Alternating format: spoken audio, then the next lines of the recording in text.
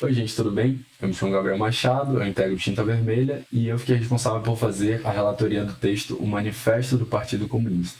É um texto conhecido por praticamente todo mundo, certamente, mas eu vou tentar fazer aqui pelo menos um apanhado das ideias mais importantes, né? Pelo menos acho que couberem uma breve relatoria para que a gente possa ter elementos para discussão, né, de como que esse texto até hoje ainda pode nos dizer bastante coisa, né? Não é um texto que ficou no passado de modo algum, certo? Infelizmente, diga-se de passagem. Mas então, para a gente começar a entender isso, né, os elementos desse texto, a gente tem que entender o contexto em que ele foi produzido, certo? Que basicamente ele foi um texto publicado ali em março de 1848, foi redigido entre dezembro de 1847 a janeiro de 48. Ele foi redigido pelo Marx e pelo Engels a pedido da Liga dos Comunistas, certo? Que foi uma associação de trabalhadores com caráter internacional, que os dois ingressaram em 1847, que aliás ainda era a Liga dos Justos quando eles ingressaram, e justamente por influência dele se transformou na Liga dos Comunistas. E diante dessa situação que era explicitamente revolucionária ali entre 47 e 48, principalmente, porque as condições de vida, né, das classes trabalhadoras eram cada vez mais aviltantes, certo? Eram cada vez mais deterioradas, justamente em razão do advento da grande indústria, da evolução da produção burguesa, certo? Pelo seu prolongamento pelo mundo. Então, existia essa situação que, assim, a revolução batia as portas, certo? Então, a gente pode ver, e até acredito que a grandeza do texto resida bastante na grandeza desse momento em que ele foi redigido, certo? Basta dizer que 2 semanas depois desse manifesto ser enviado à publicação, estourou a Revolução Francesa lá em fevereiro de 1848 e um mês depois estourou a Revolução Alemã, certo? Em março de 1848. Fora todas as várias revoluções que estouraram ali nos anos de 1847, de 48 e 49, né, nos meses seguintes à publicação do manifesto. Então, a gente vê como que era um momento realmente sublime, um momento único ali na história da humanidade até então, certo? Então, o objetivo primeiro era justamente mostrar como que era a maneira de pensar, quais eram os objetivos, as tendências dos comunistas, né? Porque havia vários partidos de oposição. Como eu estou falando, a situação era bastante ruim para muitas classes da população. Então, bastantes classes se colocavam contrárias aos partidos que estavam no poder político, certo? Mas os comunistas tinham uma posição específica e que não se coadunava com a maior parte desses partidos de oposição. Então, esse programa prático e teórico, que é o manifesto, ele vem justamente no sentido de explicitar, certo? De colocar os pingos nos is para dizer, afinal de contas, qual é a posição dos comunistas diante dessa situação revolucionária, diante da luta de classes de modo geral, certo? Então, feito esse muito breve contexto, que eu não preciso me alongar, até porque a gente já é bastante familiarizado pelas nossas discussões anteriores a respeito dessa famigerada década de 40, né, do século XIX, certo? No mundo inteiro. Então, a gente pode adentrar o próprio texto, certo? Ele é um texto dividido em 4 sessões. Eu vou tentar me focar principalmente nas 2 primeiras, não só porque elas são as maiores, mas porque eu acredito que, compreendendo de modo geral a elas, a gente pode compreender a tônica do texto, certo? Então, a primeira das sessões se chama Os Burgueses e Proletários, certo? E o próprio nome dessa sessão, o fato dela não ser seccionada, né? Uma sessão para os burgueses e uma sessão para os proletários, ela já nos traz uma ideia que vai perpassar o texto inteiro, certo? Que é justamente o modo como os destinos dessas duas classes está indissocialmente relacionado, né? Eles estão de forma totalmente permeada, não dá para dissociar as duas coisas, certo? A gente vai entender como e por que isso se dá, certo? Mas então, logo de cara, né, já inaugurando essa primeira sessão, os autores soltam aquela famosíssima frase, né, de que a história de todas as sociedades até o presente é a história das lutas de classes, certo? Tem até uma notinha de rodapé do Engels que vai falar a história que nos foi legada pela escrita, certo? É uma nota, inclusive, muito interessante, não vou poder tratar aqui, mas a gente pode discutir depois, certo? Mas então, afinal de contas, se a história de toda a história que foi legada pela escrita é a história das lutas de classes, e a gente já passou por tantas épocas, por tantas formas de sociabilidade anteriores à de hoje, afinal, o que diferencia a luta de classes que existe na sociedade civil burguesa, na sociedade em que vivemos atualmente, né? Então, o Marx vai dizer que definitivamente a sociedade burguesa não inventou o antagonismo de classe, né, de modo algum, e muito menos o aboliu, certo? Mas ela o simplificou. Por quê? Porque a sociedade burguesa ela vai se cindir cada vez mais em dois grandes campos inimigos, né, o da burguesia e o campo do proletariado, certo? Então, é por isso que boa parte do texto ele vai ser dedicado às fases mais gerais do desenvolvimento dessas duas classes, certo? Basicamente a estruturação, a espinha dorsal desse texto se destina a partir disso, né? Desses dois grandes terrenos inimigos que vão se formando, certo? E o Marx começa pela burguesia.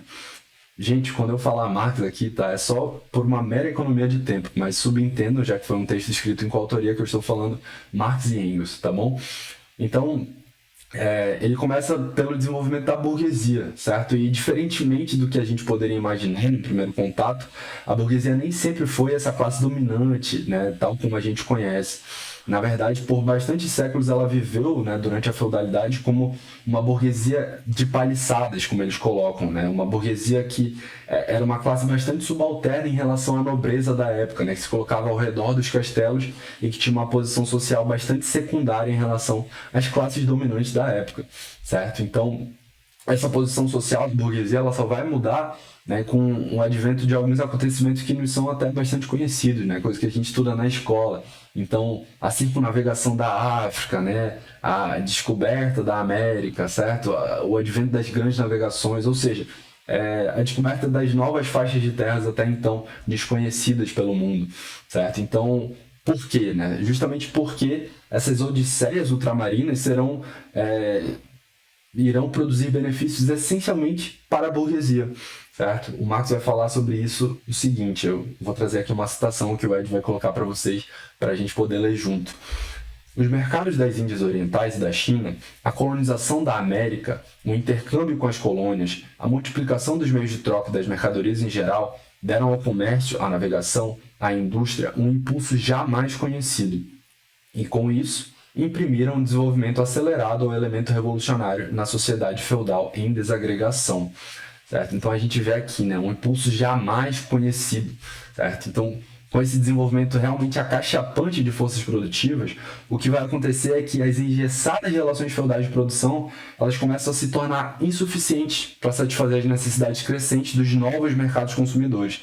Então, o que a gente vai ter são sucessivas reconfigurações da divisão social do trabalho, que são exigidas justamente por essas novas forças produtivas. Com o advento da grande indústria, que foi possibilitado em grande medida pela invenção da máquina a vapor e várias outras descobertas científicas que a gente também estuda lá na escola, né, que geraram o que a gente conhece como a Revolução Industrial. Então, a produtividade que inicialmente se deu na Inglaterra, ela se torna tão massiva que ela rapidamente leva a uma formação de um mercado que não é apenas local, não é apenas nacional, não é apenas regional, mas é um mercado realmente mundial, certo? E que se a gente parar para pensar, ele já vinha sendo preparado, digamos assim, desde a colonização da América, certo? Tem uma citação do Marx que é bastante interessante sobre isso, eu vou ler aqui. O mercado mundial deu ao comércio, às navegações, às comunicações por terra, um desenvolvimento incalculável. Este, por sua vez, reagiu sobre a expansão da indústria e, na mesma medida em que indústria, comércio, navegação, estradas de ferro se expandiam, nessa mesma medida a burguesia se desenvolvia. Então, vejam só, gente, como é importante isso aqui, né? Como que o desenvolvimento político da burguesia, ou seja, o seu desenvolvimento enquanto classe, né, com interesses comuns de classe, ele é indissociável desses processos econômicos, né? Ou seja, esse desenvolvimento de forças produtivas, o avanço da indústria, do comércio, dos transportes, enfim, esses processos que no limite acabam servindo como uma espécie de energia de ativação dessa constituição da burguesia enquanto classe autônoma e com cada vez mais poder. Então, uma coisa que fica clara no manifesto de cara é justamente isso. Como que política e economia são indissociáveis tanto na constituição quanto no desenvolvimento, mas também na dissolução das classes, Esse é um ponto que certamente nós vamos retomar e é central, certo, para a compreensão das ideias do manifesto. Então, depois de alguns séculos de desenvolvimento econômico e político, certo? Não é algo que acontece da noite para o dia, muito pelo contrário, a burguesia finalmente ela alcança o poder político, ela realmente consegue tomar para si o leme do Estado, né? E aí o Marx e o Engels vão falar, citando-os aqui novamente. Cada uma dessas etapas de desenvolvimento da burguesia veio acompanhada de um progresso político correspondente. Base principal das grandes monarquias de uma forma geral, a burguesia conquistou finalmente para si, desde a criação da grande indústria e do mercado mundial no moderno Estado representativo, o domínio político exclusivo, né? Então, o poder estatal moderno é apenas uma comissão que administra os negócios comuns do conjunto da classe burguesa. Essa é uma frase bastante famosa, né, que normalmente se utiliza para falar, né, que o Estado moderno é só o balcão de negócios da burguesia. Então, de fato, é algo próximo disso, né? Mas algo que eu gostaria de fazer a gente pensar é por que justamente a burguesia, certo, dentre as várias classes industriais da feudalidade, se beneficiou com o advento dessas novas forças produtivas, né? E, na verdade, isso acontece porque a burguesia é uma classe que depende do contínuo revolucionamento das forças produtivas, ao passo que as demais classes industriais, como os artesãos, os mestres, eles dependiam justamente da estagnação das forças produtivas, do seu não desenvolvimento. Então, é justamente graças a essa necessidade de revolucionamento constante das forças produtivas que a burguesia consegue chacoalhar, né, todas as quinquilharias materiais e teias de aranhas intelectuais, ideológicas do modo de produção feudal. O que a gente tem até aqui, na verdade? A gente já viu que a burguesia não foi sempre a classe dominante e, pelo contrário, né, a burguesia, vamos dizer o Marx e o Engels, ela desempenhou na história um papel extremamente revolucionário. Certo? Isso não é um elogio vindo de um inimigo, isso é um fato objetivo, certo? É um fato histórico. Nós vimos o porquê que isso é um fato. Então, esse é o primeiro ponto, certo?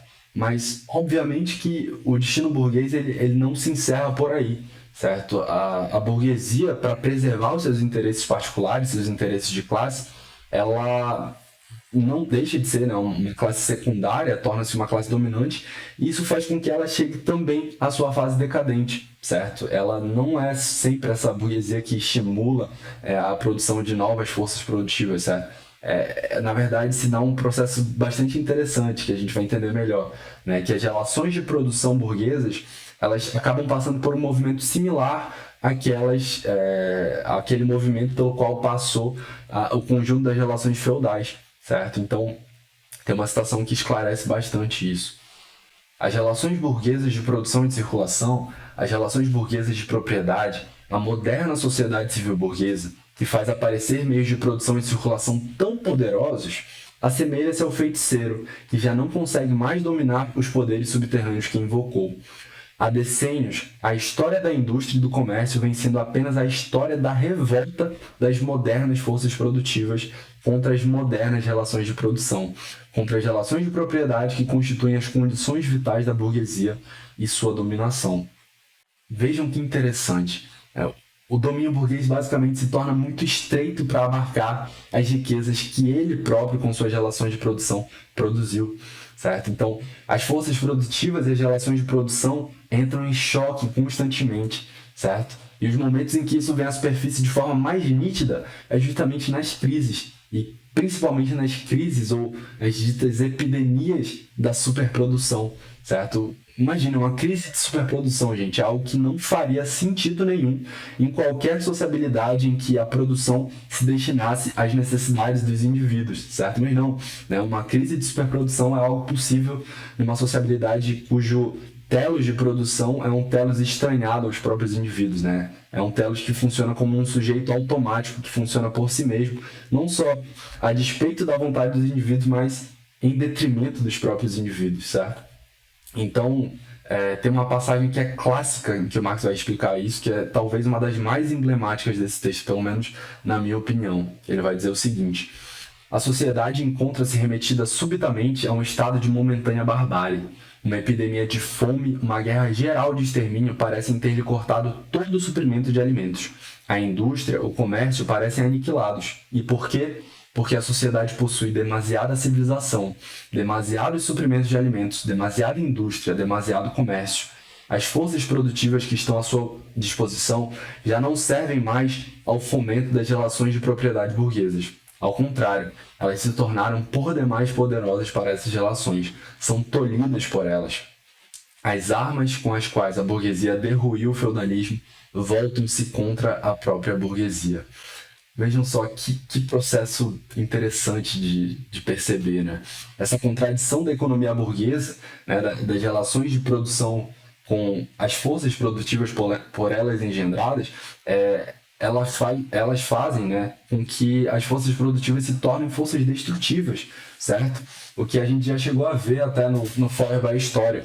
Então, elas se tornam destrutivas tanto no sentido de que elas implicam na destruição de produtos de trabalho humano, certo? Para satisfazer a esse telos dessa produção que se coloca como uma potência estranha em relação aos indivíduos, um sujeito automático, certo? Tanto porque essas armas, elas são as armas que vão ser utilizadas para a destruição das relações sociais burguesas, certo? Então são forças destrutivas também nesse sentido. Então, a gente já está falando aqui das armas que vão ser empunhadas para destronar a burguesia. Quem vai empunhar essas armas? Exatamente, o proletariado, né? Os trabalhadores modernos, certo? Então, aqui, né, a essa altura da exposição, é o primeiro momento em que o proletariado vai começar a aparecer de forma mais nítida, em que o Marx e o Engels vão se preocupar em captar o desenvolvimento, assim como fizeram com a burguesia, o desenvolvimento do proletariado, certo? Mas é preciso que fique bastante claro, né, como que as duas coisas, por mais que o proletariado não aparecesse na exposição antes, as duas coisas estavam interconectadas, certo? Porque tem até uma citação do Marx em que ele vai falar explicitamente isso, eu vou ler aqui pra gente. Na mesma medida em que a burguesia, isto é, o capital desenvolve-se também o proletariado, a classe dos modernos trabalhadores, os quais só subsistem enquanto encontram trabalho, e só encontram trabalho enquanto seu trabalho aumenta o capital, certo? Então, mais uma vez a gente vê como que, por meio da política, né, por meio da luta de classes, o proletariado, assim como a burguesia, ele vai se constituindo enquanto classe, certo? E mais importante que isso, né, o proletariado se coloca como um duplo da burguesia, né, uma espécie de sombra da burguesia, porque ele precisa vender a sua força de trabalho para obter dinheiro, né, que é uma potência estranhada que a gente até viu sobre a questão judaica, certo? Que se coloca como esse mediador para que eu possa ter acesso aos produtos da sociabilidade, né, os produtos da humanidade. Eu preciso desse mediador que se coloca como uma potência estranha e autonomizada, certo? Então, eu preciso vender minha força de trabalho para ter acesso aos produtos do trabalho social. E justamente quem é que compra essa força de trabalho? O capital, certo? Os capitalistas. E na medida em que esse trabalho assalariado é realizado, ele aumenta o capital. Então, é indissociável, de fato, a relação entre essas duas classes, certo? A gente vai vendo aqui como que a questão ali dos dois grandes terrenos inimigos vai ficando cada vez mais evidente. Vejam só, né? A gente está observando como que o proletariado ele é engendrado, né, por essas novas forças produtivas, e a gente está vendo também como que a expansão da grande indústria ela vai trazer uma verdadeira proliferação de fábricas pelas cidades onde já existe o domínio burguês e, consequentemente, também é produzida uma verdadeira massa de novos trabalhadores, de novos proletários, que já nas próprias fábricas eles são organizados de forma soldadesca, né, colocados sob a supervisão de uma hierarquia bastante rígida de oficiais e suboficiais. Então, cada vez mais os dois campos inimigos vão ficando mais evidentes, né? E tanto maior se torna o proletariado, quanto mais classes vão se dissolvendo pela grande indústria e pela livre concorrência. E no limite, inclusive, o Marx vai dizer que o proletariado é recrutado de todas as classes da população, certo? Então, a gente pode notar pela dicção, né? O proletariado é recrutado, certo? Como se recrutam soldados, né? Ele fala da forma soldadesca que esse proletariado vai assumindo nas próprias fábricas. Ele fala que eles se reúnem como soldados rasos, certo? E assim não é por acaso, como eu falei, né? Nenhuma dicção que Marx utiliza é por acaso, porque justamente ele está falando uma coisa que é essencial, né? Que o proletariado ele já nasce em luta, né? Ele Ele entra e luta contra a burguesia no exato momento em que ele começa a existir, certo? Então, tem outro ponto que é essencial a gente compreender, né? Trabalhos cada vez mais simples gerados pela grande indústria produzem também salários cada vez mais baixos, certo? E que, por consequência, acabam produzindo condições de vida igualmente baixas, certo? Muito similares. Então, independentemente das fábricas e dos postos de trabalho, você tem ali salários baixos e condições de vida precárias acontecendo, certo? No limite, são essas condições de vida precárias que vão gerar as revoluções de 1848 e 49, certo? Então, cada vez mais vai ficando nítido que o problema não é o burguês X ou Y, não é a fábrica X ou Y, o problema é a classe burguesa enquanto tal, certo? E aí, já com esse grau de união um pouco maior, mas ainda não suficiente para realmente ter uma luta séria contra a burguesia, para realmente ter forças para destroná-la, a gente vai observando vários levantes um pouco mais isolados, né? Ainda a nível local, certo? Ainda não a nível nacional, acontecendo em cidades como Lyon, como Londres, na própria região da Silésia, né? A gente já viu o caso dos tecelões da Silésia, sobre os quais o Marx vai até tratar nas glosas de 44. Então, o Marx vai falar que as derrotas nessa fase de desenvolvimento, elas não são um fracasso, certo? Porque elas representam um passo adiante naquilo que pode ser a vitória do proletariado, que é a sua união. Então, a sua crescente união é aquilo que vai possibilitar, no limite, que ele coloque a sua luta quanto à forma, no nível nacional, e quanto ao conteúdo, no nível internacional, certo? Então, isso é um movimento bastante interessante que a gente é levado a acompanhar no texto, certo? Tem uma frase que eu gostaria de frisar aqui, que é o seguinte: o mero contato basta para centralizar as muitas lutas locais, com caráter semelhante por toda parte, em uma luta nacional, uma luta de classes, certo? Então, como a gente está vendo, né, essa crescente centralização vai produzindo, inclusive, condições mais propícias para que o proletariado mesmo se una e possa fazer frente ao domínio burguês, certo? E aí o Marx complementa, né? Mas toda luta de classes é uma luta política. Aqui, gente, eu faço questão de frisar essas palavras, né? Toda luta de classes é uma luta política. Por que eu considero isso tão importante?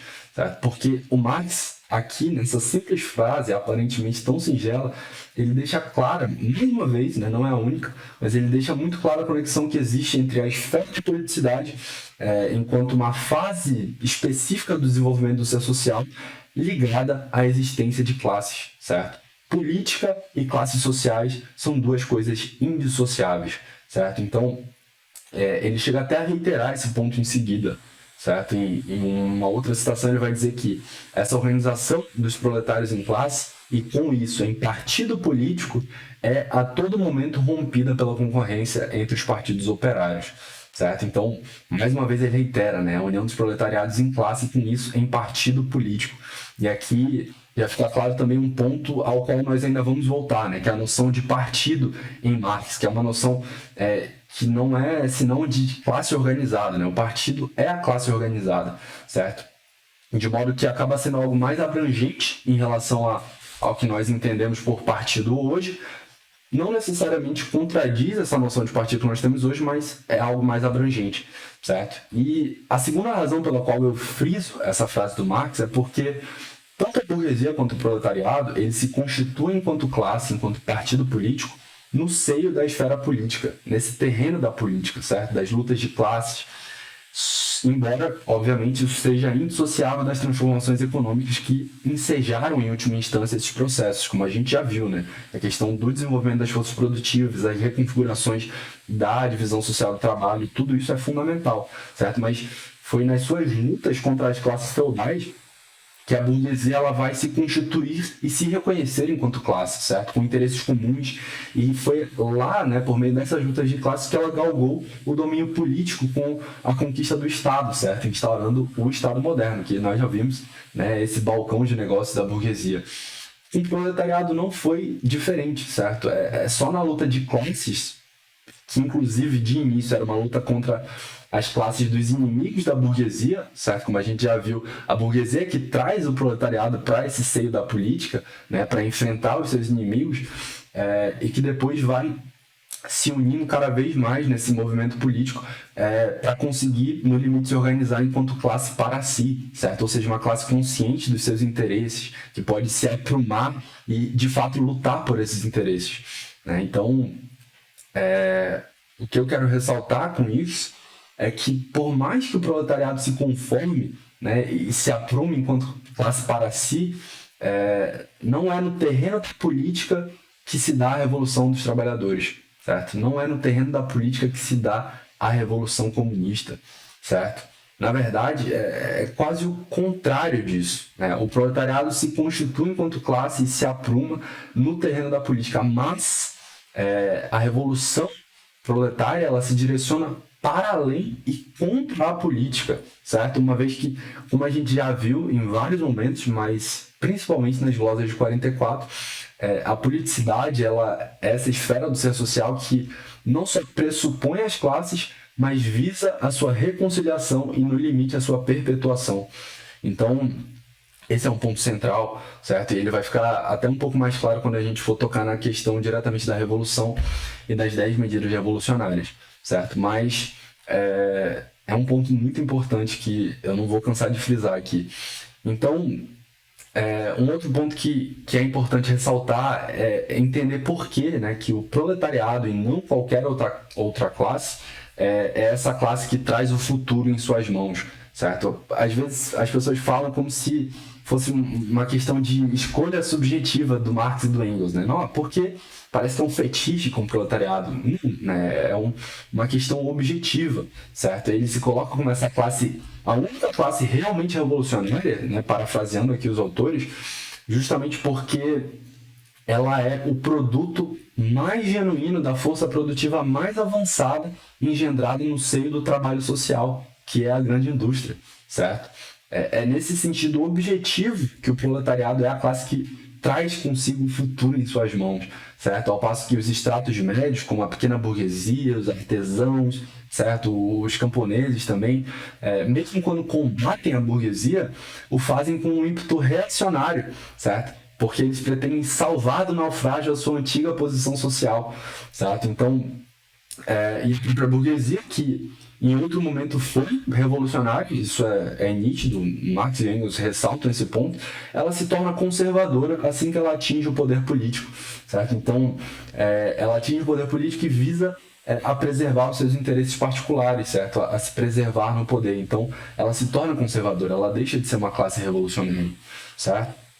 Então, eu ressalto isso porque é importante a gente pensar qual é a particularidade da Revolução Comunista, certo? Qual é a particularidade da Revolução Proletária em relação a todas as revoluções anteriores, certo? Porque isso também vai nos remeter às limitações da política enquanto tal. Tem uma citação do Marx que é bastante importante a respeito disso, eu vou trazer aqui. Todas as classes anteriores que conquistaram poder para si procuraram assegurar sua condição de vida já adquirida à medida que submetiam toda a sociedade às condições de sua aquisição. Os proletários só podem conquistar as forças produtivas sociais à medida que abolem o seu próprio modo de apropriação, e assim todo o modo de apropriação até hoje existente.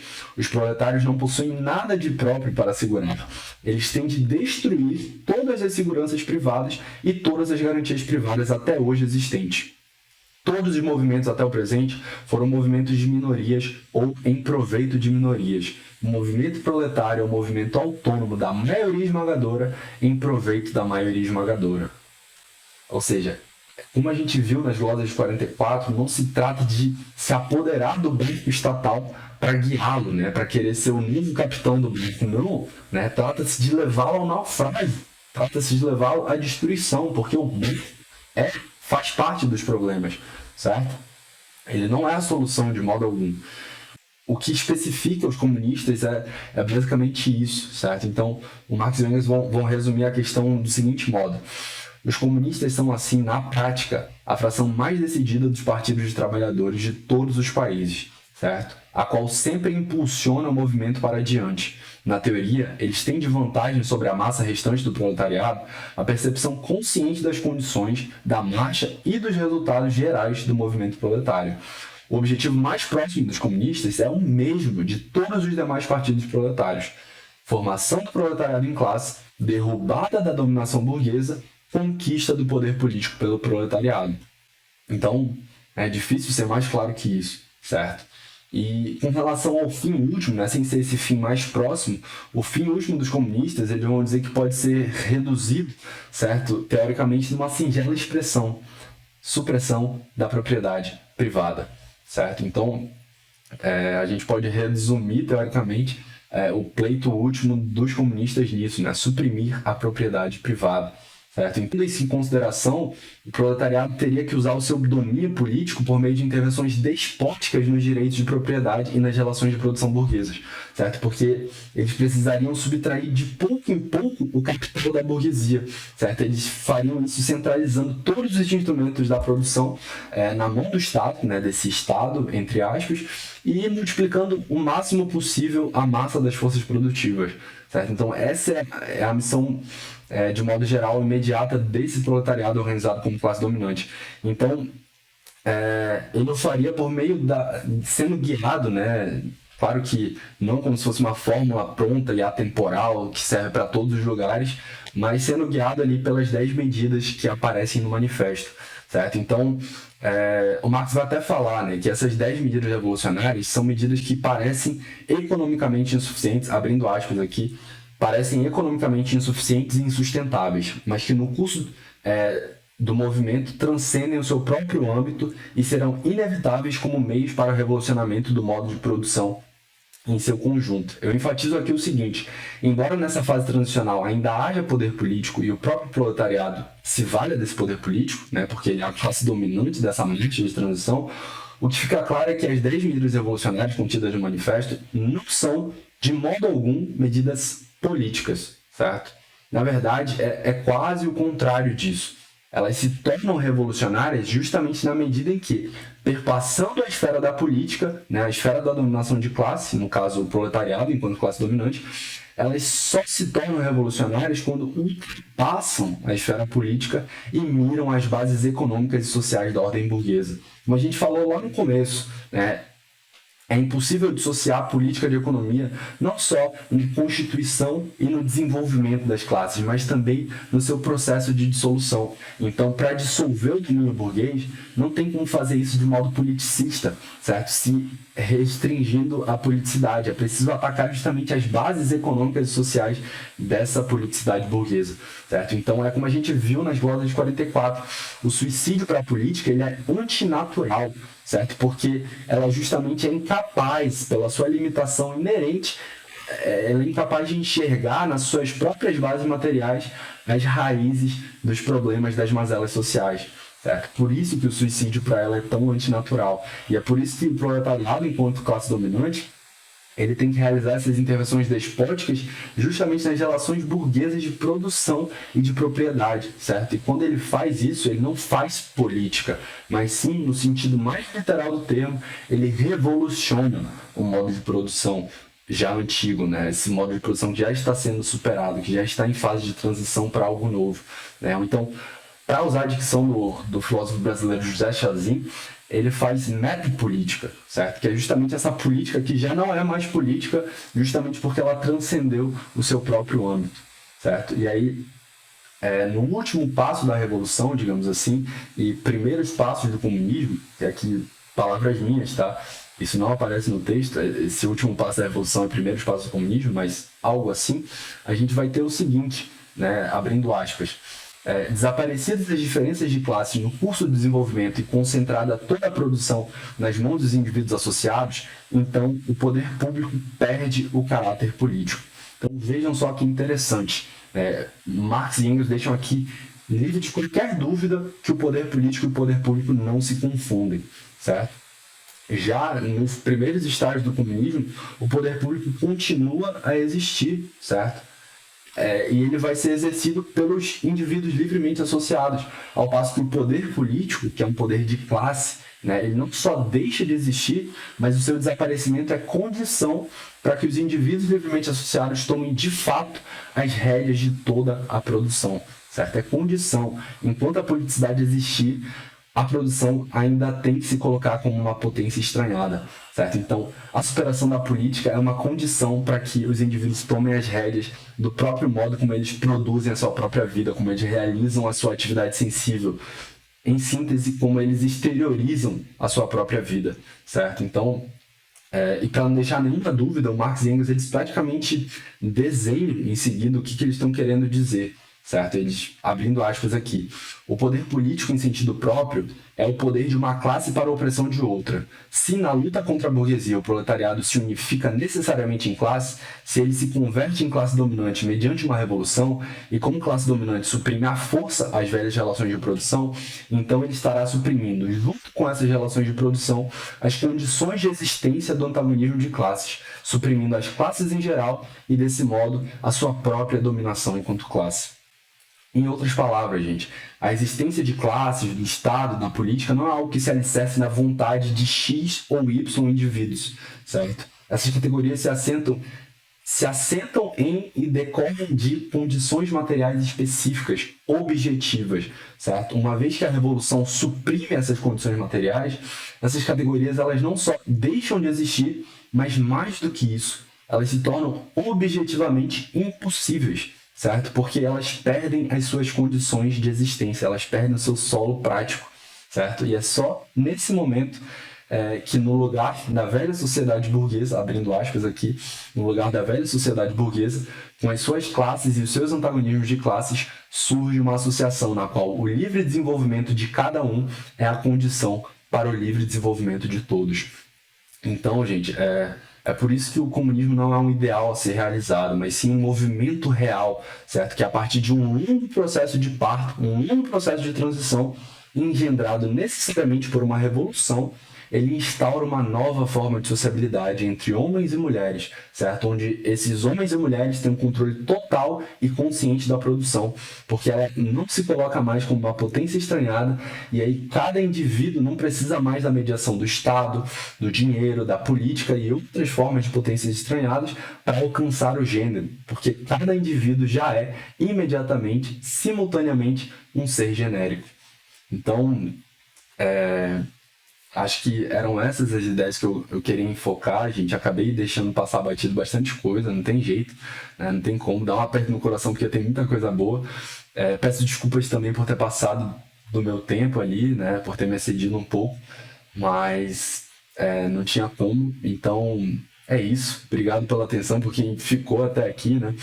E se vocês tiverem qualquer dúvida, vocês sabem que podem perguntar aqui nos comentários, lá no grupo do WhatsApp, para quem tiver, na próxima reunião.